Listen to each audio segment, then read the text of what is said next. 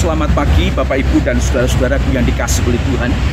Berjumpa kembali dengan saya di dalam tayangan video singkat ini.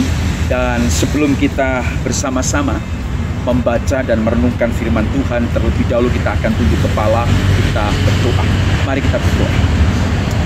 Bapa kami yang di surga, pagi hari ini kami sangat bersyukur ya Tuhan, karena Tuhan memberikan tubuh yang sehat kepada kami. Dan di pagi hari ini kami akan bersama-sama dengan teman-teman kami, saudara-saudara kami dimanapun berada. Kami akan membaca dan merenungkan kebenaran firman. Tuhan pimpin sertai kami, berikan kami hikmat pengertian, supaya firman-Mu hari ini berbicara kepada setiap kami. Terima kasih Tuhan, di dalam nama Yesus kami berdoa dan bersyukur. Amin. Saudaraku yang dikasihi oleh Tuhan, pagi ini saya ingin mengajak saudara untuk kita membuka Alkitab kita di dalam kitab Galatia. Ya, kita membuka kitab Galatia. Galatia pasal 1 ayat 1 sampai dengan ayat yang kelima. Ya, mari kita bersama-sama membuka kitab Galatia pasal 1 ayat 1 sampai dengan ayat yang kelima. Saya akan membaca untuk Bapak, Ibu, dan saudara semuanya. Galatia pasal 1 ayat 1 sampai dengan ayat yang kelima. Demikian bunyi firman Tuhan.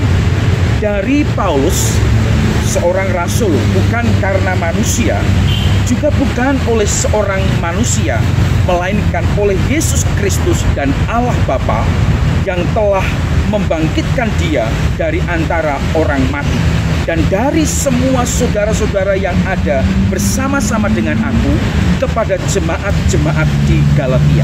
Ayat 3. Kasih karunia menyertai kamu dan damai sejahtera dari Allah Bapa kita dan dari Tuhan Yesus Kristus yang telah menyerahkan dirinya karena dosa-dosa kita untuk melepaskan kita dari dunia jahat yang sekarang ini menurut kehendak Allah dan Bapa kita.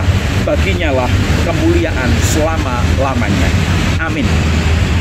Tema kita pada hari ini adalah oleh karena Dia, Paulus menjadi seorang rasul. Oleh karena Dia, Rasul Paulus menjadi seorang rasul. Saudara, surat ini dilatar belakangi oleh kondisi jemaat pada saat itu, yaitu jemaat di Galatia yang mulai meninggalkan Injil yang benar. Mereka lebih mempercayai kepada Injil yang lain yang diajarkan oleh pengajar-pengajar palsu yang muncul pada saat itu. Saudara, apa yang diajarkan oleh Paulus di dalam Injil yang benar itu? Paulus mengajarkan tentang keselamatan, bahwa keselamatan adalah anugerah Allah.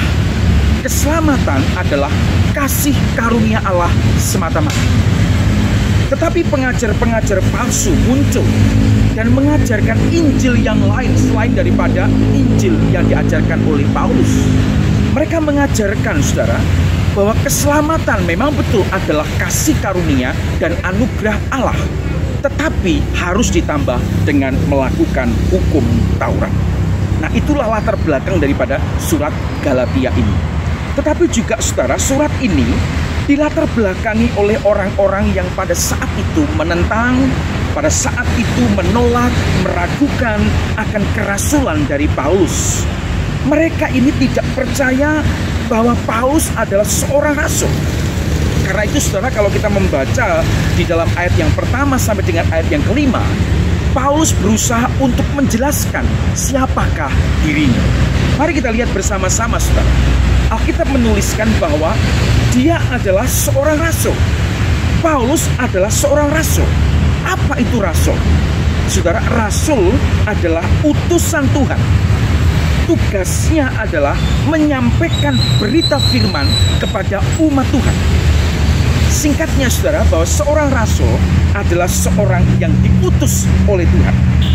Nah, saudara, rasul Paulus disebut rasul bukan karena dia kemauan dia sendiri, bukan karena keinginan dia, juga bukan karena manusia. Tetapi Paulus disebut sebagai seorang rasul karena dia diajar, diutus secara langsung oleh Kristus. Saudara bisa membaca di dalam Kisah Para Rasul pasal 9, saudara. Kisah Rasul 9 ayat yang ke-15, saudara bisa membaca di sana bahwa Paulus disebut sebagai seorang utusan Allah, seorang rasul, karena dia diutus ajar secara langsung oleh Kristus. Nah saudara, Alkitab juga menuliskan bahwa Paulus sekali lagi, dia menjadi seorang rasul, dirinya menjadi seorang utusan Tuhan, bukan karena manusia atau keinginan manusia, juga bukan oleh seorang manusia atau diangkat oleh manusia, tetapi oleh Yesus Kristus dan Allah Bapa. Saudara, ini bukan main-main saudara ya. Rasul Paulus sampaikan ini saudara untuk menghadapi orang-orang yang pada saat itu meragukan akan kerasulannya. Saudara, ketika saya persiapkan ini, saya menemukan satu artikel saudara yang menyebutkan begini, bahwa otoritas yang dari Allah itu dimiliki oleh Paulus. Jadi otoritas yang dari Allah itu ada di dalam genggaman Paulus, sehingga Paulus perlu untuk menjelaskan ini, bahwa dia menjadi seorang rasul bukan karena keinginannya dan juga bukan karena diangkat oleh manusia, tetapi oleh Yesus Kristus dan Allah Bapa. Saudaraku yang dikasihi oleh Tuhan, saya percaya saudara bahwa hari ini saudara dan saya adalah orang-orang yang percaya betul bahwa Paulus adalah seorang rasul. Dia adalah seorang yang diutus oleh Allah, dia dipilih langsung oleh Allah, dan dialah seorang pemberita Injil yang luar biasa. Bagaimana dengan zaman sekarang saudara?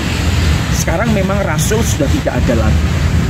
Tetapi saudara, saya percaya bahwa orang-orang yang saat ini sedang belajar di STT saudara, mereka adalah orang-orang yang secara pribadi menerima panggilan khusus dari Allah.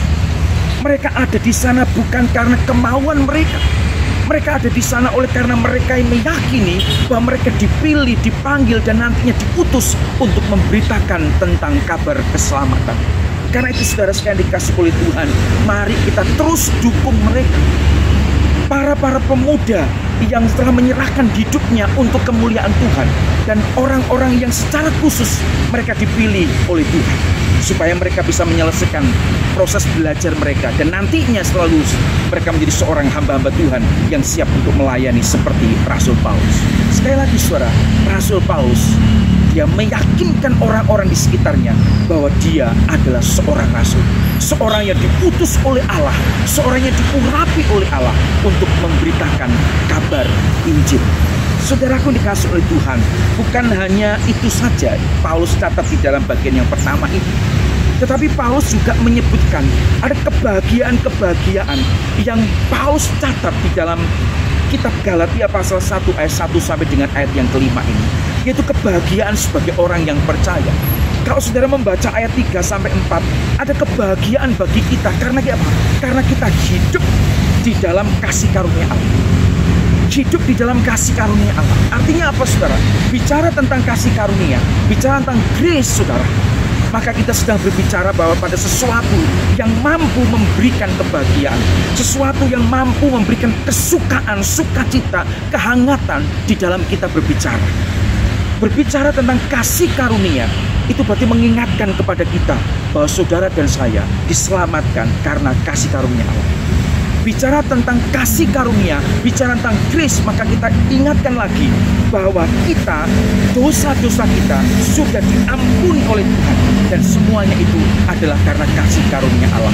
Dengan kata lain saudara, saudara dan saya, kita hidup sampai hari ini juga karena kasih karunia Allah. Inilah kebahagiaan kita bagi orang Kristen. Saudara dan saya hidup di dalam kasih karunia Allah. Apapun keadaan kita, saudara dan saya hidup di dalam kasih karunia Allah.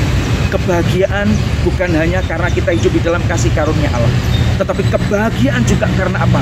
Karena damai sejahtera dari Allah, Tuhan Yesus, senantiasa pada kita saudara. Damai sejahtera, shalom. Artinya apa saudara?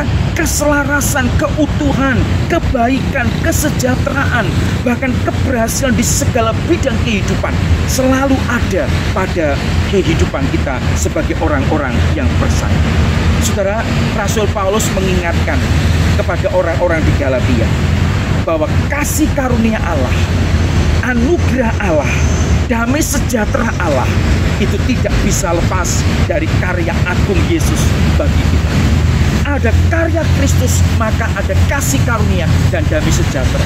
Ada karya Kristus di atas kayu salib, maka ada anugerah keselamatan. Dia telah menyerahkan dirinya untuk menebus dosa kita. Dia telah melepaskan kita dari dunia jahat yang kapan saja bisa menghancurkan kehidupan kita. Saudara, tetapi kita punya kebahagiaan yang sejati karena saudara dan saya hidup di dalam kasih karunia dan hidup di dalam anugerah, hidup di dalam damai sejahtera Allah. Saudara, biarlah ini menjadi sukacita bagi kita. Ketika kita membaca kitab Galatia, kita sekarang tahu siapakah Rasul Paulus. Dia seorang rasul, seorang yang diutus oleh Tuhan. Dan kita memiliki sebuah kebahagiaan yang sejati. Karena Kristus telah menyelesaikan persoalan terbesar dalam kehidupan kita, yaitu dosa. Karena melalui karyanya ada damai sejahtera, ada kasih karunia yang selalu menyertai kehidupan saudara dan kehidupan saya. Biarlah firman Tuhan hari ini terus meneguhkan panggilan kita, terus memberikan semangat dan dorongan untuk kita terus hidup setia kepada Tuhan. Karena apa? Karena ada damai sejahtera yang selalu menyertai kita. Ada kasih karunia yang selalu menyertai kita. Tuhan Yesus memberkati. Mari kita berdoa. Bapa di surga, terima kasih untuk kebenaran firman-Mu pagi hari ini. Berkati setiap kami yang sudah mendengar firman-Mu. Melalui kitab Galatia ini Tuhan, kami kembali disegarkan, kami kembali juga diingatkan siapa Rasul Paulus. Dialah seorang rasul, seorang utusan Tuhan yang secara khusus Tuhan pilih, Tuhan pakai untuk terus memberitakan kabar sukacita. Sampai hari ini Tuhan, berita itu masih terngiang dan kami bisa baca, kami renungkan sampai hari ini. Tuhan, kami berdoa untuk saudara-saudara kami, adik-adik kami, anak-anak muda yang sudah menyerahkan dirinya untuk menjadi pemberita-pemberita Injil yang sekarang sedang studi di sekolah-sekolah Alkitab. Tuhan, kiranya Engkau memberkati mereka, memberkati supaya mereka setelah selesai nanti mereka menjadi pekerja-pekerja Tuhan, menjadi hamba-hamba Tuhan yang siap untuk melayani dimanapun berada. Hari ini kami juga bersyukur karena melalui karya Engkau di atas kayu salib, karya-Mu yang menebus dosa-dosa kami, maka kami hari ini hidup di dalam damai sejahtera, hidup di dalam kasih karunia yang terus menyertai kami. Terima kasih Tuhan. Kami berdoa menyerahkan setiap kami yang mendengar firman-Mu. Kami diberkati oleh firman-Mu. Terima kasih. Di dalam nama Tuhan Yesus kami bersyukur, kami berdoa. Amin.